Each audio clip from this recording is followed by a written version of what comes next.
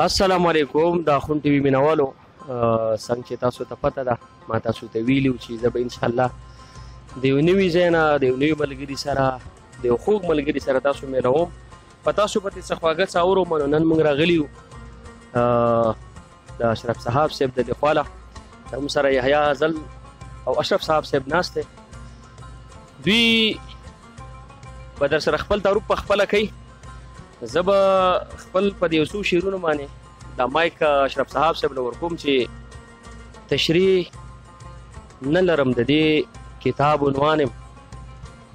تشریح نه لرم د دې کتاب عنوان لا بس غلم زه ورک د خپل کاروان یم یاد به نشم که ټولې پاڼې وشلې نه راځم زه هېر کړی خپل جانان یم څه د څه نه تاو راتاو شي مدار نه لرم ستوری د اسمان یم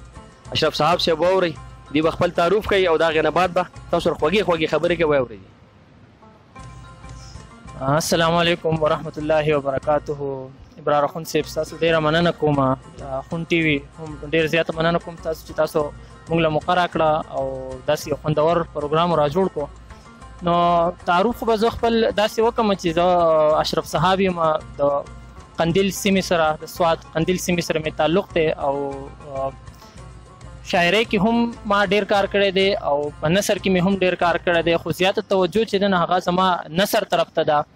نو لږ غونته کې بس به زه تاسو سره وکړم په نثر په حوالې سره د شاعرۍ په حوالې سره مطلب د ادب په حوالې سره به تاسو سره زه یو څو خبرې شریکې کړم. لومړۍ خبره خو دا ده چې ادب څه څیز دی او موږ ادب بیا په خپله نظریه کې په کم شکل ولا موږ ورکړی دی مطلب په کومه طریقه باندې موږ اخیستی دی. ادب لاولنۍ خبره خو دا ده چې دوه اقسام مین ګڼلی کېږي. ادب ښه ادب هم کیدی شي ادب بد ادب هم کیدی شي دوه اړخونه د دې دي. نو بد ادب اوس زموږ سره دا دی چې موږ کم غلیظات وایو یا کم داسې خبرې کوو چې هغه نازیبه خبرې وي مطلب زموږ په خوله باندې په اسانۍ سره نه راځي او داسې خبرې وي لکه کنځلې شوې یا وغیره داسې خبرې چې هغه مطلب معاشره ډېره ښه نه ګڼي. یو دا خبره شوه دا ادب دی خو هغه ادب زموږ سره بد ګڼلی کېږي او بل دا چې هغه استعمالیږي ډېر زیات نه. او دویمه خبره دا ده چې زموږ سره ښه ادب د ښه ادب بیا 100 څانګې دي دنیا څانګې دي د دې. اولنۍ خبر دا ده چې په هغې کې شاعري هم راځي په هغې کې ناول هم راځي په هغې کې ډرامه هم راځي په هغې کې مختلف صنفونه راځي. نو د ادب ډېر زیات صنفونه دي خو زمونږ خلکو مطلب ښه خبره ده زه تنقید دا نه کوم چې خلک د شاعري پرېږدي خو صرف او صرف شاعرۍ طرف ته توجه ډېره زیاته ورکړې ده او نور صنفونه زموږ نه ډېر لرې پاتې شوي دي. د نورو د نثر مثال په پښتو ادب کې داسې دی لکه په اوړو کې چې مالګه وي مطلب ډېر زیات کم دی. نو پکار دا ده موږ چې موږ ډېره زیاته توجه ورکړو د بل صنف له. بله دا خبر دا ده چې زموږ خلک چې دی نه هغه د کتاب لوست نه ډېر زیات لرې تللی. هر سړی هغه چې هغه شاعري کوي هغه هیڅ مطالعه نه کوي د هغې نه مخکې هغه هیڅ مطالعه نه کوي خو راشي او دغه شانتې شروع کړي. نو پکار دا ده چې هغه د دې نه وړاندې ډېره مطالعه وکړي زموږ کم کلاسیک شاعران چې دي د هغوی شاعري واوري هغوی وګوري هغوی ستړي کړي شاعري څه څیز دی شاعري مقصد څه دی مطلب په کومه طریقه دا کول غواړي بهر څه دی او قافیه څه ده ردیب څه ده پکار دا چې دې له توجه ورکړي دا وګوري لاول به دې ځان پوه کړي او بیا د هغې نه وروسته خپل هغه چې دی نه هغه شاعري چې ده نه هغه شروع کړي. صاحب صاحب مونږ اورېدلي دي او بلکې بس لږ ډېر شکل کې مو لیدلي هم دي چې تاسو یو ناول لیکلی دی د هغه ناول په باره کې به راسره دوه درې خبرې وکړي چې د هغې نوم څه دی او بل به دا ووایم چې پای کې ښه څه دي او بد پکې څه دي بل د کتو پکې څه دي. ابرار صاحب ناول ما لیکلی دی په خپله باندې غازي نوم یې دی ټیک ده غازي نوم یې دی او نور د ناول دغه به دا وکړو تعریف به موږ دا وکړو چې یو اوږده قصه وي او یوه قصه وي یو اوږده قصه وي چې هغه په د 65,000 نواله په بره باندې کوم لفظونه چې دي ټکي چې دي نو په هغې باندې مشتمل وي. نو خبره دا ده چې ناول خو یو ډېر اوږد یو ډېر جدا صنف دی.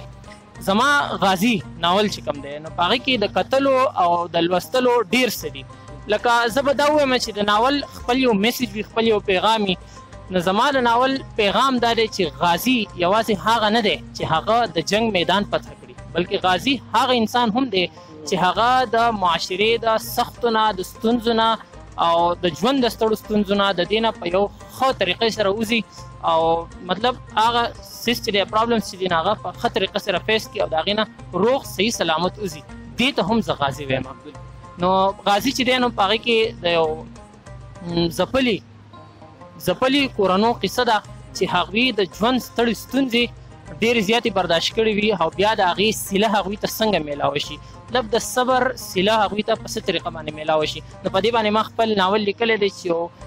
هر هغه کس چې هغه ته هم دغه مشکلات راغلي وي یا مطلب نور څه مشکلات راغلي وي نو هغه ډېر ښه موټیویشن د دې نه حاصلولی شي. غازي متعلق به خپل ملګرو ته دا ووایو چې لږ ډېر ما کتلی دی، لږ ډېر داسې پوره نه دی خو ډېر ښکلی ناول دی او انشاءالله زموږ کوشش دی د دې حالاتو د وجې نه لږ غوندې کې هغه لیټ شو که نه انشاءالله ان قریب به هغه ستاسو په لاسونو کې به که خیر د پښتو ناول زموږ د خپلې علاقې ناول انشاءالله او اشرف صاحب صاحب لیکلی دی او ډېر مزیدار دی، ډېر زیات مزیدار. بل تقریبا که وګورې نه زموږ د دې کلي او د دې تقریبا زموږ د کورونو سره لږه ډېره نږدې زموږ د کورونو قصې دي او بلکې قصه ده او انشاءالله کوشش به کوو چې څنګه دا حالات ټیک شي انشاءالله العزیز ستاسو په لاسونو کې به کې خیر پیدا کړئ.